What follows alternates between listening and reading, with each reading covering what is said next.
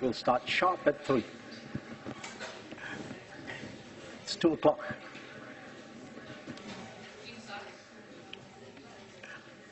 Right, guys, saying to our friend here, it's on days like this that I wish we were in a sports arena, the ones where the roof opens up. That would be really nice. But I guess we're not. Here is where we are. So I'm going to finish this in a very painless way. I might give you some time off to get some fresh air, provided you promise to do the homework yourself, right? I'm sure you'd rather watch a clip out in the open than inside here. I have to start with an apology. I suppose I was careless or I was not attentive enough. I am not sure I uploaded. I have a version problem. I'm not sure I uploaded this week as well as last week the latest of the slides I have. I'd like one of you to confirm whether I have last week and this week, right? And if you can come down after class, I'll just take you through last week's. This week you'll all see. If that's the case, please indulge me. I shall immediately go back and do that. I'll upload the latest version. You've printed it, eh? All those trees. I'm sorry to have to make you print it again. I really am. But I made a mistake. It won't happen again. See, I have something like of a staging ground. This is work in progress, and when I'm done with it, I put it into production, but something must have gone wrong. I would have probably saved it somewhere else. So here we are. Electronic business. This is not in your textbook, and I have an additional reading for you. I have an additional reading for you, which I hope you will look at. Electronic business has been the cause, literally, of half the Fortune 500 companies. You all know what a Fortune 500 company is, eh? Maybe very American-centric, but they tried to be international in later years. There's a magazine called Fortune. Yeah, there's a magazine called Fortune, and privately held by a very illustrious family. And they publish a list of the 500 largest capitalized companies in the world. And what does market capitalization mean? Price of one stock, share, multiplied by the number of stocks there in US dollars. So if you looked at the Fortune 500 list in the 1970s, and you look at it today, half the companies no longer appear.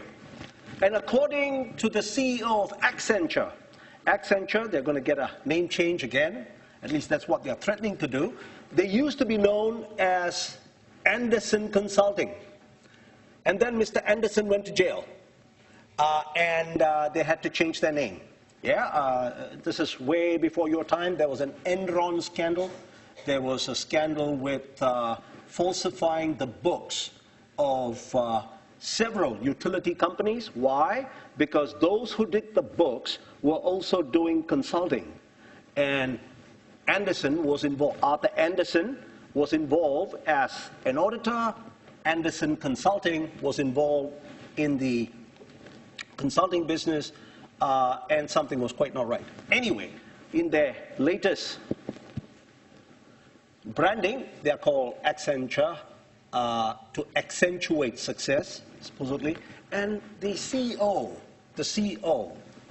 claims that the reason for this change in the Fortune 500 is that they did not embrace the digital business. They were not aware of some of the things you already know: hardware, software, network, the cloud. software as a service, content as a service, platform as a service, where the value is higher than the raw commodities you deal with. They were not fully convinced of it, right? So let me quickly look ahead as well as behind. So after the break, we looked at the fundamental technologies, hardware, software, wireless or otherwise networks. Last week, we did something on the cloud, right? And the cloud basically means the ubiquitous, pervasive, always available, mostly reliant internet. Something that is a common standard, a common platform. One question I got was, this TCP/IP and other internet standards. There are a whole bunch. I talked to you about some. HTML, HTTP, yeah? SMNP, Network Mail Protocol, yeah? Where did these standards come from? Well, would you believe it if I said the United Nations? There is a body within the United Nations that's known as the International Standards Organization. New Zealand, Australia, Singapore, they belong to it as member states.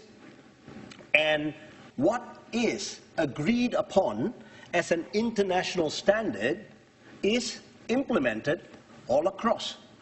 Again, this is before some of your time. There was a day this was not the case. For example, you are familiar with 3G mobile technology, 4G mobile technology. Do you know the first generation mobile technologies, even up to 2G, could not interwork? And you would have thought it was the Russians and China who were the spoilers. No, it was the Americans. You couldn't send a text message from the United Kingdom to the United States because the standards were so different. Third generation mobile technology was the first time there was a universally agreed standard. So we've made those mistakes. The internet, luckily, sits outside of government domains, country by country. There is a ground-up body that calls itself the International Society, Internet Society. Part of the Internet Society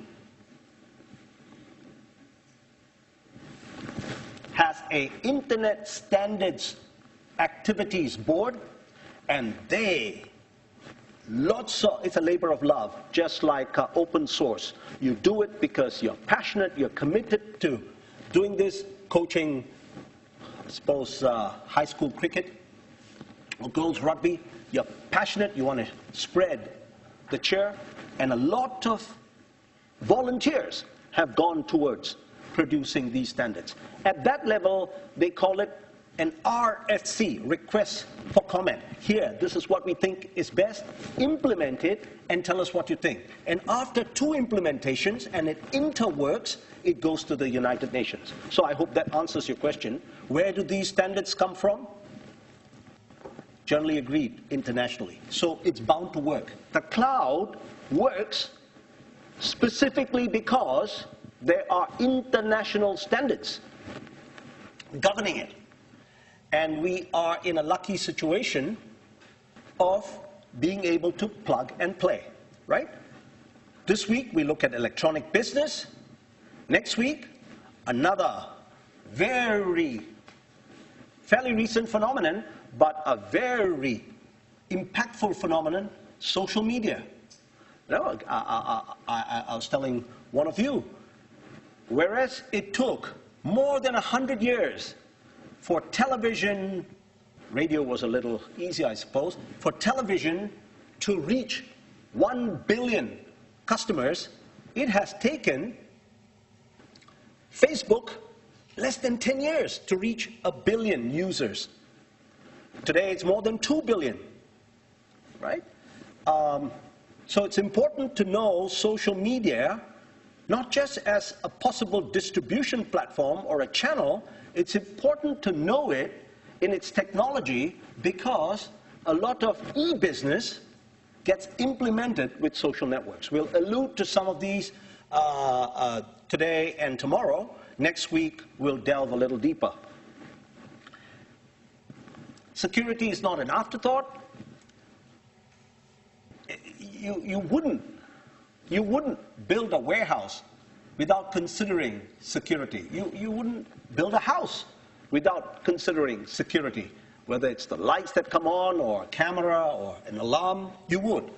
So for cloud systems and e-business, security is built into the design. And on week 12, we'll end with some of the management issues. Not just developing information systems, but also managing them, exploiting them, and how you phase them in, phase them out, and all this to keep your firm competitive. At the end of the day, that's what information systems are there for. Whether it's electronic business or anything else you've studied in this course, it must be to fulfill the primary purpose of keeping your firm competitive.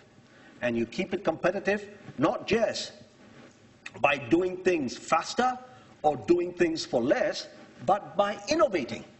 And there are lots of innovation that go on the cloud. Right? Learning objectives, Socratic approach again. What are the questions we will face? What's the difference between electronic commerce and electronic business? Now, at the undergraduate and graduate level, it may seem like a BCom or a Bachelor of Business is the same. But when it comes to businesses online, there's a difference between electronic commerce and electronic business. You need to understand that. What are some frameworks? What is e-commerce 2.0? Yeah, we'll look at that historically. What are some business models? So what's the bottom line here? How can I ensure that there will be a net positive impact in my digital transformation? E-commerce is all about transactions, buying and selling, exchanging products. Even if it was information, it's all about transacting online.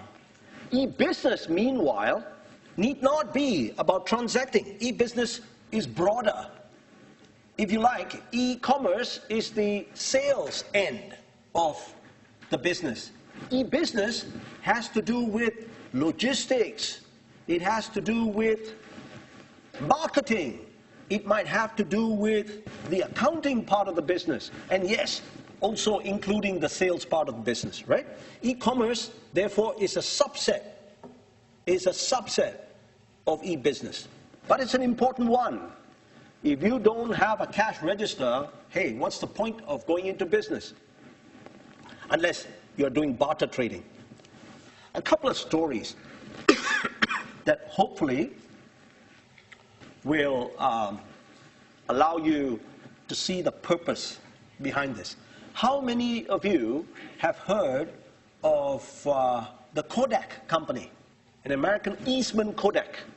Yeah, an American company, believe it or not, which actually not only invented the instant camera, it also invented digital photography. It's being resurrected now, but more than 10 years ago, they went into bankruptcy. Why? Because they could not cannibalize what was a cash cow. Are you familiar with the term cannibalize? Are you familiar with the term cash cow? You know, if you looked at the Boston Matrix, there are some lines of business that are so profitable. McDonald's and Coke, yeah? McDonald's would never want to introduce fruit juices. Why would they? Add water to something of a concentrate and we've got a 200% markup. Cannibalizing means killing what is making you money as a cash cow because you want to consider long-term strategy or survivability. So what did Kodak do? So Kodak was running a very profitable instant camera business. And one of its engineers said, hey boss, What's an instant camera? You take a picture, yeah, and you develop the film, and you get a photograph instantaneously. One of the engineering groups went up and said, hey, look, we've got one better. We've got something that we can call the digital camera. You take a picture and what you see is what you can print later. And the top management said, hey, good, well done, now shut up and don't tell anyone about it. Because we've got a very lucrative business going on here. Well, others did find out. Not only did they find out, they re-engineered digital cameras. Casio, yeah? They re-engineered digital cameras. And the rest, as they say, is history. Kodak, along with a whole bunch of very famous companies, no longer brought value to the marketplace. Because who would want these unyieldy printed film that might take 15 minutes? It used to take 3 days, at least now it's 15 minutes, whereas you could get it instantaneously. Now you could take 100 pictures and just choose one later. Now, very sadly, because I'm sure it gives you a lot of memories as well, I just read over the weekend, Toys R Us. And I thought The Economist very unkindly puts it in its lead article, Toys Were Us. Very sad. Again, they had no answer to the electronic marketplace. Is there a Toys R Us franchise in New Zealand? Do you know what I'm talking about? Toys R Us? You do, eh? I'm not sure there's a franchise here, but worldwide, if there was one thing they were known for, it was to give an experience. Like Starbucks and McDonald's, it's to experience it. So that you'd always have samples of these products, you'd always have nice places children can play. And why did they not pay attention to the online marketplace, the electronic marketplace? They were convinced that, hey, look, what internet retailer can replicate what we are offering as an experience good? Kids come here with their parents. They get to play with just about any toy they want. And then they get to pick. And even if they did not pick, that's fine. It was equivalent to Borders and Barnes and Noble and bookstores. Amazon couldn't come close to the experience. Come here, read. We're not going to shrink wrap all our books so that you can't read it. Browse anything you want. Buy what you want. But sadly, the world has changed. And all these companies went into bankruptcy because they could not cope with the electronic or digital business competitors. Britannica, Encyclopedia Britannica. Have you all ever used the Encyclopedia Britannica? You have, eh? Good. Now, of course, you've got Wikipedia. Good, free, and often incorrect. But anyway, Encyclopedia Britannica. You know, at one time, whoa, you'd need your whole living room shelf for it. And every year, they were nice enough to give you an update. Once a year. Then they saw that, hey, look, this internet thing is going to take us by surprise. Let's cannibalize our own print editions. Let's put it in a CD and distribute it. And guess what? We'll give them frequent updates. Now, look at the costs and look at the distribution. Books being printed, excess inventory, storage costs, distribution costs, yeah? Versus CDs. Now, they cannibalize themselves. Step one. Step two, now, why would we even want to give you a CD? Why don't we just put it on the cloud, in our data center, and you access it whenever you want? In fact, why don't we move, you must be familiar with the term, why don't we move from one-time revenues to recurring revenues? You see, when you buy a subscription, when you buy that 24 volume thingy, it's probably a couple of $1,000s. When you buy a subscription, it comes down to less than $100. In fact, much less. I have the CD, I don't have a subscription to it. Recurring revenues, though. Recurring revenues, and that's important. So at Britannica, in 2015, Amazon became a bigger company than Walmart, but the best was yet to come. Today, Amazon is a bigger retailer than Walmart. Can you imagine a 100-year-old company? A 100-year-old company eclipsed by an upstart, a startup from Seattle, with no clue about books or toys or clothes or anything that they were selling. They didn't have a history, but they were very good at looking at what was selling elsewhere and putting it into their catalog. Later on, I shall refer to something called the long tail, and just bear this in mind. Apple iTunes. Apple iTunes. Within 10 years, they became the biggest music seller. Again, in direct competition with stores that have been established for decades. Have you heard of HMV? It actually stands for His Master's Voice. It's got a dog barking at a funny-looking ancient speaker, HMV. The biggest, at that time, not anymore obviously, the biggest music store in the world. Excuse me. Here was Apple. How did they do it? Lots of reasons. These are not technical reasons, I want you to understand that. Each of these is a flawed business strategy.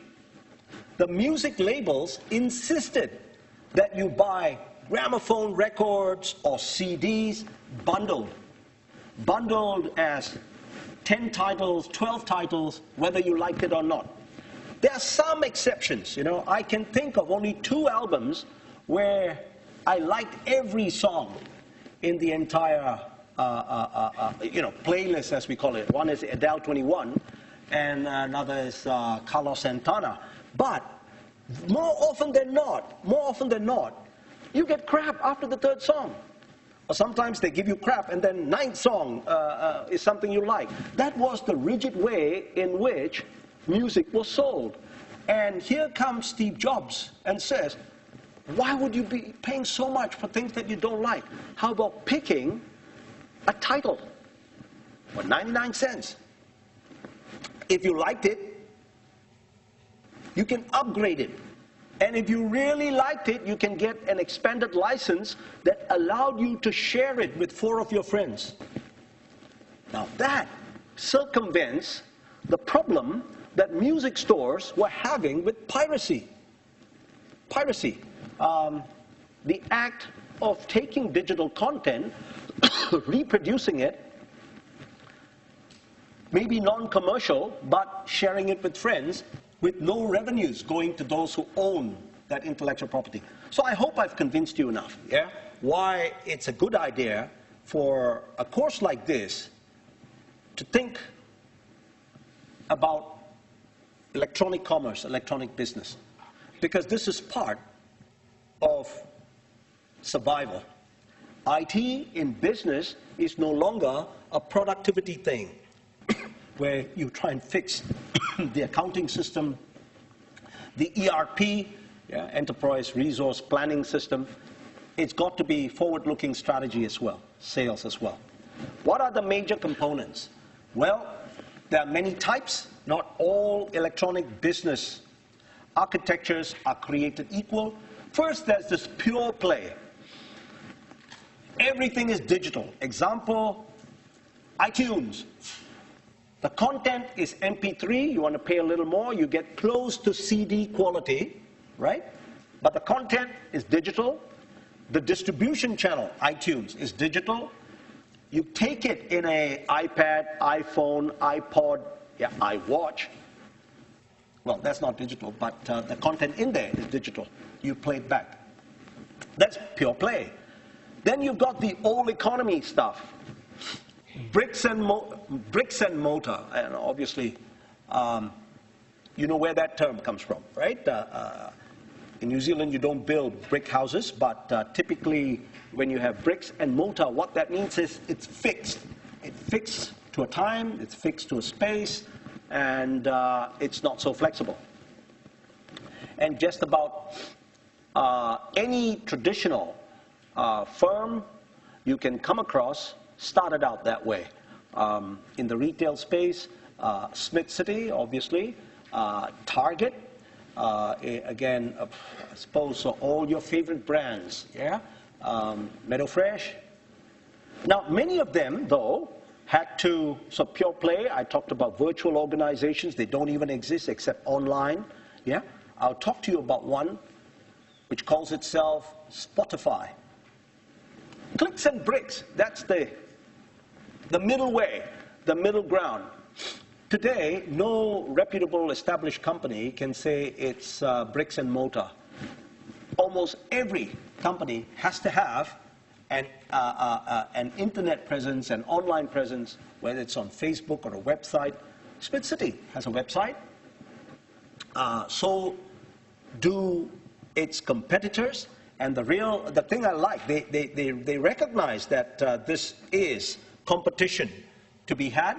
Because if you went, I'm sure you know this, but if you went to Smith City, anywhere, to the shop floor and you saw a product, and then you searched for the product online, and you looked at a special for that locale, you could show it to the manager. Hey, that's the price. Yours is higher than that. And they'll match it.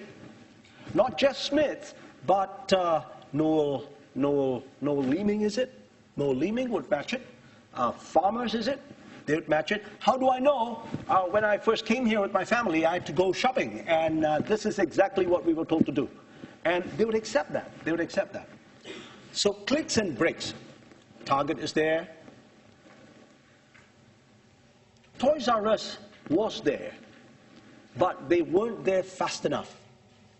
Walmart was there, transformed itself from bricks and mortar to clicks and bricks, a bit of both. Walmart has done enough to survive, and I share with you some of their strategies that work on brand loyalty.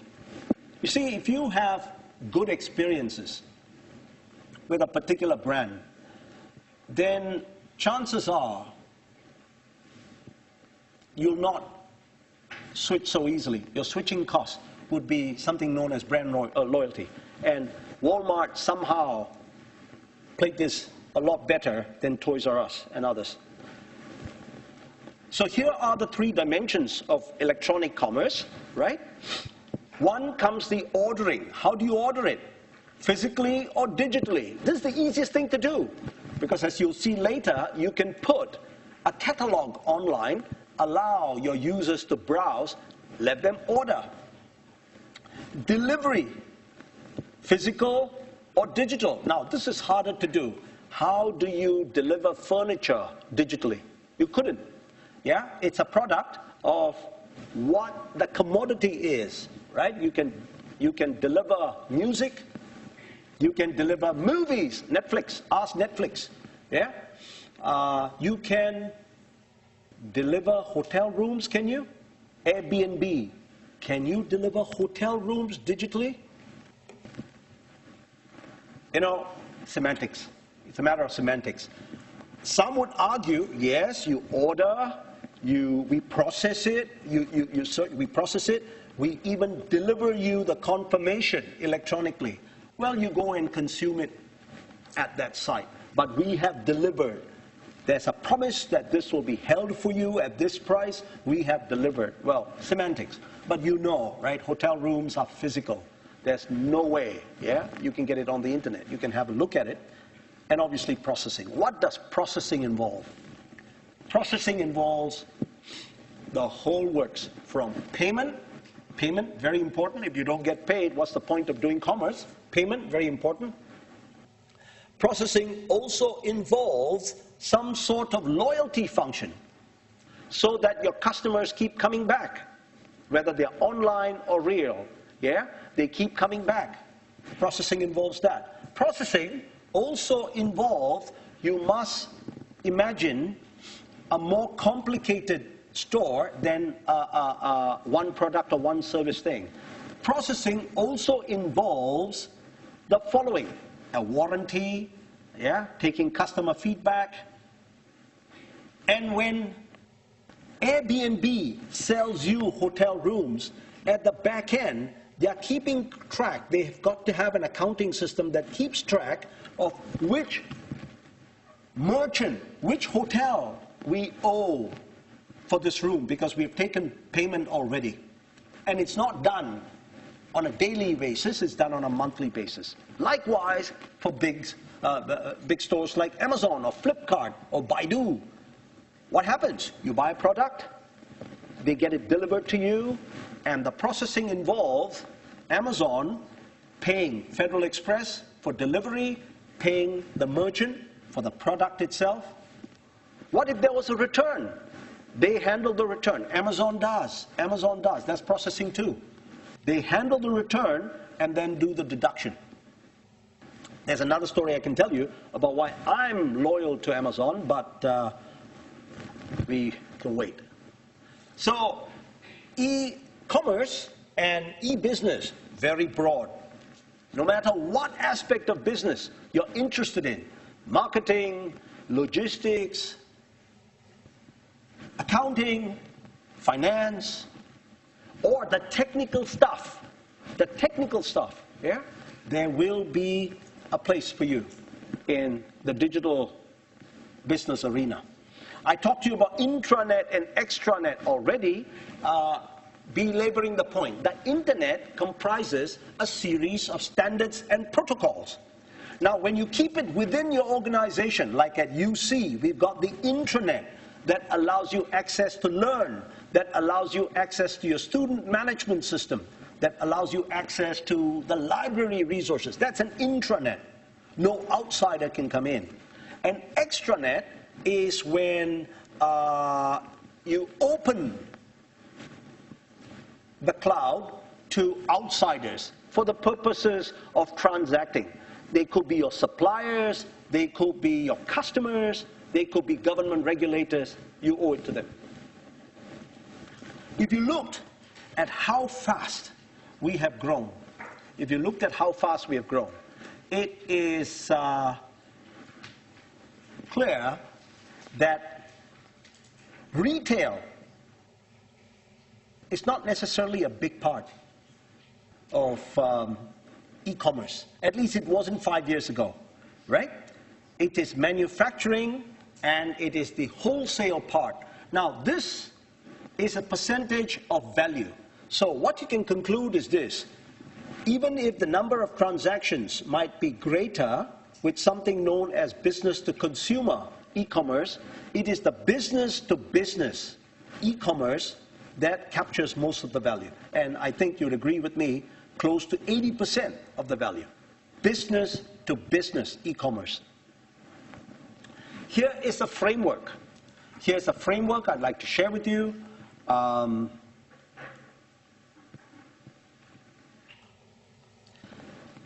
It is just necessary for you to look at this because you need to know that this is not just about slapping a couple of technologies together and getting e-commerce out of it. The most important component would be your people. These are not just your consumers. They may or may not be ready, but these are also your suppliers. Your suppliers. Would they be ready to provide what it is that you wish to sell to your consumers? The recording labels were not ready when Steve Jobs first approached them. Hey, why don't you take all the albums, the 4 big ones, you know? Sony, what was the other one? Bartelsman, Columbia, the 4 big music labels were not ready. They were quite happy with the CD business. And then they saw their sales come down dramatically, no thanks to an innovation known as Napster, now out of business. So then, logic prevailed. It's always better to get a little of something than all of nothing.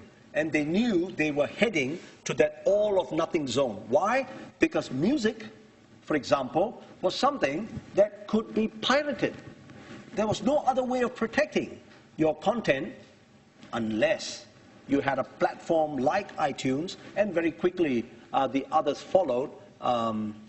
Android has its platform as well. There's no other way of protecting it unless you had a platform that took your music and kept track of who was playing it when. Yes, when you buy music from iTunes, they know exactly what you bought, when, who you share it with. They've got that digital watermarking, you see. So that's important too. Policy. Everybody needed to understand. There was a policy that we can all agree on. Even though it's digital, it is still intellectual property, and you're not free to do whatever you want with it.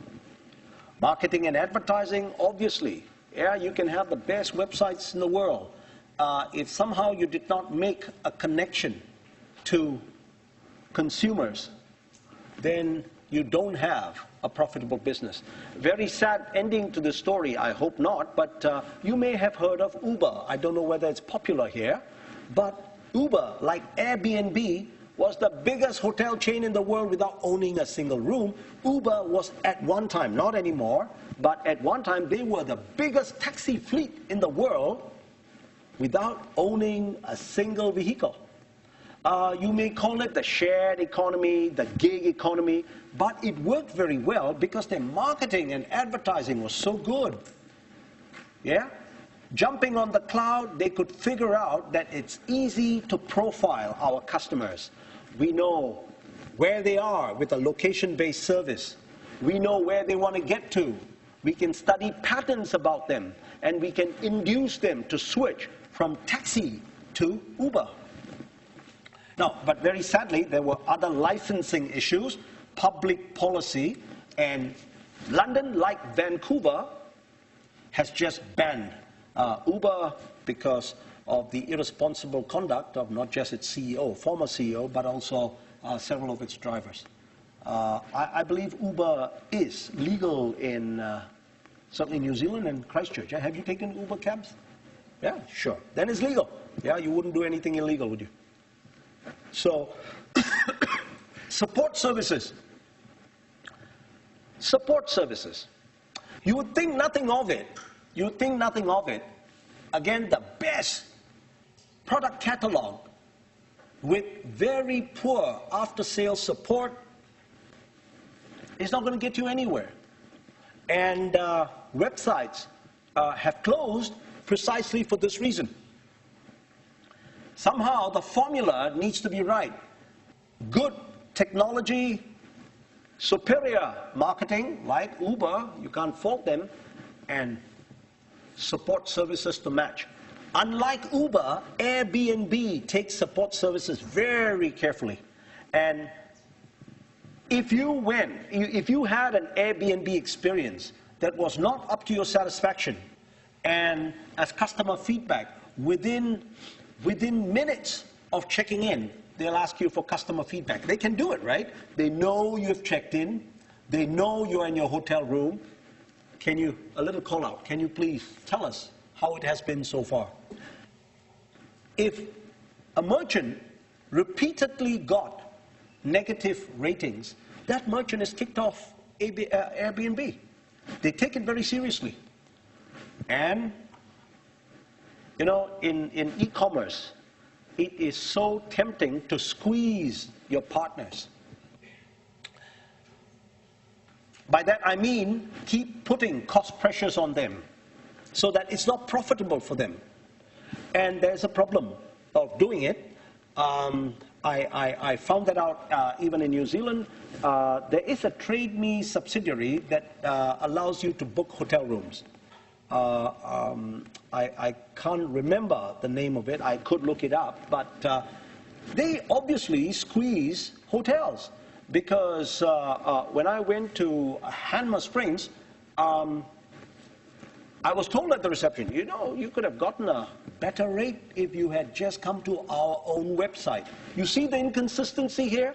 If you have a business partnership, yeah, that puts undue stress on your suppliers or your customers, they're going to look for another channel. So the tip, and I shared this with you, is to search online, at least in New Zealand, to search online, but when you're ready to make a booking, go to that hotel's website direct. You might get a better deal.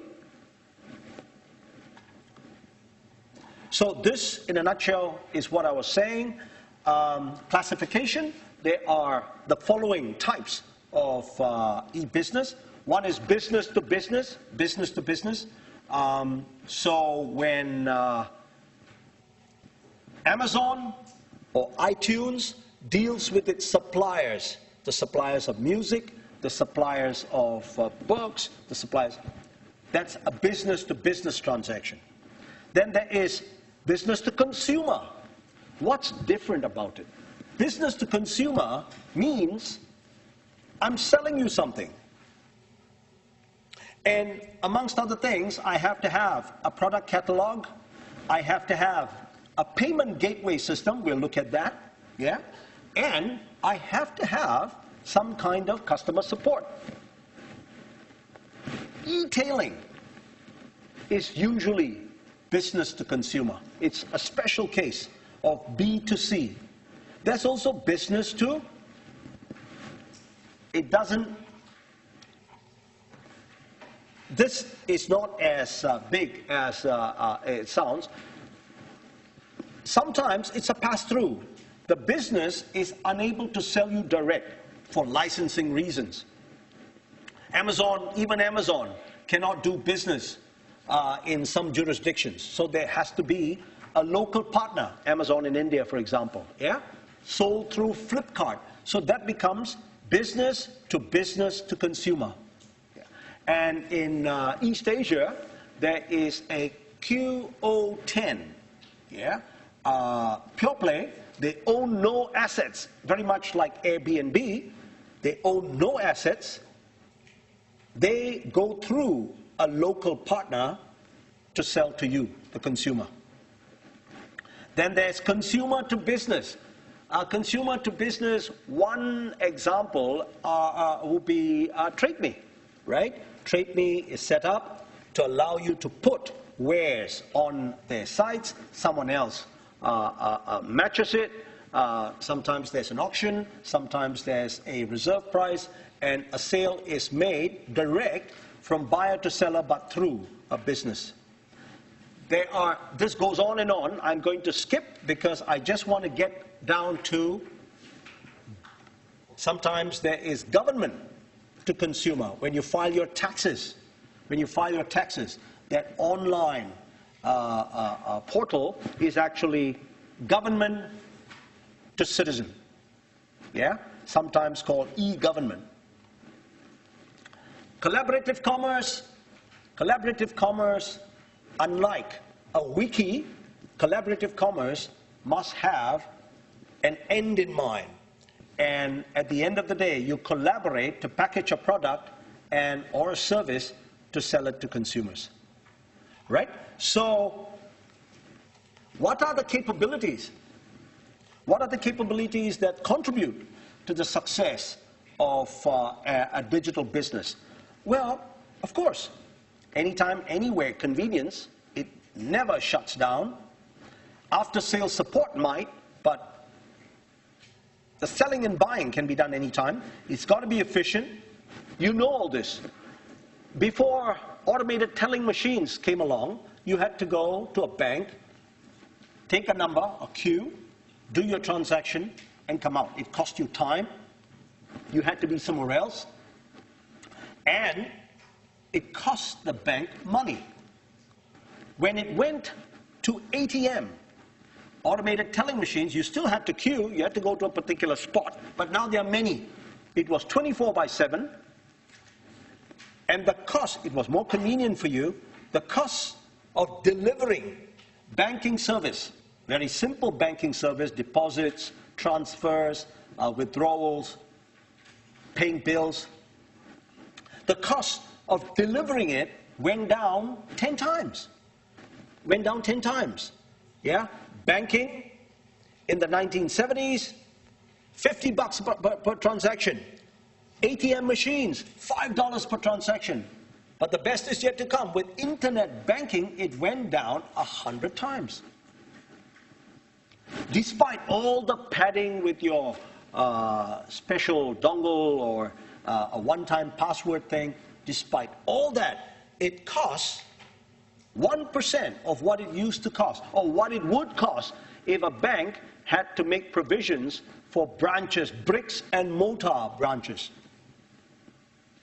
So most banks have taken consumer banking online, and all they stick with would be the private banking, the lucrative investment market, the loans market, and so on. And here are the various combinations of e-commerce. B2C, the three important ones. B2C, business to consumer, business to business, and government to citizen. Most important ones. Here is, and after this we'll take a pause, yeah? Here is how the cloud standards and protocols come in. So this is you with your mobile device or your notebook or your laptop. You want to do some online shopping. Yeah? Technically, you don't even have to be there. It could be an intelligent agent which is aware of what you're missing in your refrigerator, or which is aware because you've spoken to your personal butler, sometimes known as Siri. Remind me to get a new sweater. It knows what you need. So there comes the shopping list. And remember, hypertext transfer protocol, it makes such a request through the cloud, internet, yeah? So this has to be an internet connected, internet enabled device, yeah? And you've got a browser here. Is a browser a thick client or a thin client? Thick or thin? Am I thick or thin? Don't know. Well, a browser technically is a thin client. If you needed to download an app, like on your mobile phone, yeah? If you needed to download an app, then it's a thick client, yeah? So whatever you do, it goes through the cloud to a server. Now, this is very interesting. You've got a web server, you've got a catalog database, and you've got an order fulfillment, mobile payment or payment processing server. Is this a one-tier architecture, a two-tier architecture, or three-tier architecture? 1, 2, or 3. How many servers do you see? Yeah? And why would you divide this into 3? Why would you divide this into 3? Because it's load balancing, yeah? You know best how you'd like to balance your load in your e-business. It could be this server being the web server checks your authenticity. It needs to check through a password or other security mechanism whether you're allowed to proceed any further. Then it sends you over here. You are a returning user. We know who you are. This is what you bought the last time. This is what people like you buy. Recommendation system, suggestion system. And that is another server. It's got all the catalog information. You've decided what you want. Now we can do the money changing hands. Now this I have to put in a firewall so that the wrong people don't get access to this and deduct things from your account and put it somewhere else, or deduct things from our account and put it somewhere. This is very highly secure, and there are ways you can do that, right? So 3 tiers for a specific reason. Load balancing, right? And again, it comes together nicely because of the protocols and standards we studied last day. All right, thank you very much. We'll see you tomorrow.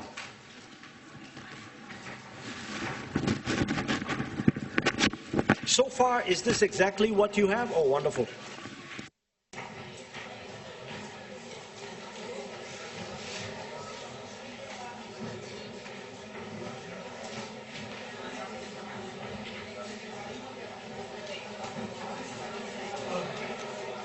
Does the final exam include content from last term?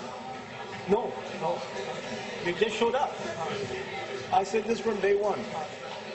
Clean start. You keep coming to class. 7, 8, 9, 10, 11, 12. That's all I'll test you on. Okay? Is anecdotes available in our office? And I wouldn't know. Okay? Send an email. Yeah? Okay? Thank you. Thank you. See you tomorrow.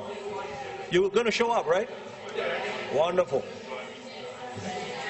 Hello. I just went for some of this week's study. I'm just wondering how much information we have. The textbook is just... Try and understand rather than review. So, because the professor says that memorizing stuff. I'm just wondering what's I don't believe it. not memorizing. See, this is, I said this and I'll tell everyone the same thing. Remind me, yeah, tomorrow. I don't believe you can memorize something and then use it 5 years later. To not understand what it's about. Thank you. You heard that? Share it with all your friends, right? This is going to be less memory, more understanding. Yeah, so it's important for you to engage in the tutorials. Yeah? I can't find the tutorial slides on the... I always put it in the last one. See? Yeah. It's always in the last one. Yeah, okay.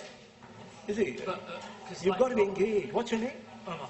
Omar. Yeah. You must be engaged. I want you to sit there Yeah. every other class from now, all right? Yeah. And I tell you, I'll take you through to the promised land. Because I did pretty good in the first semester because I did tutorials. And but I can't find the tutorials online. They're here. Oh yeah, okay. Meaning last slide of the lecture.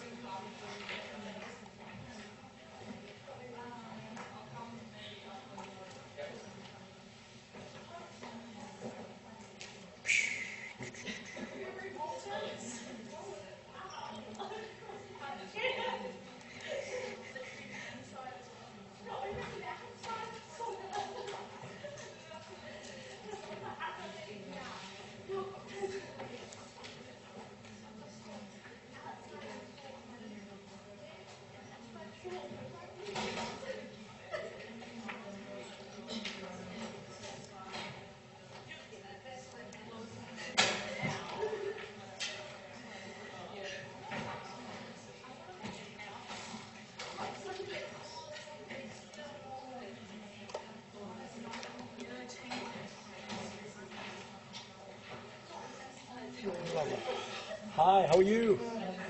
I'm just going to log off, and it's all yours. Thank you.